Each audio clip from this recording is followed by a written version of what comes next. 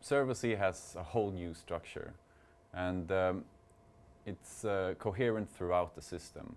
So on a detail level, we have redesigned all the small controls and buttons, and we also reduced the number of different variants so that it's applied more consistently throughout the interface.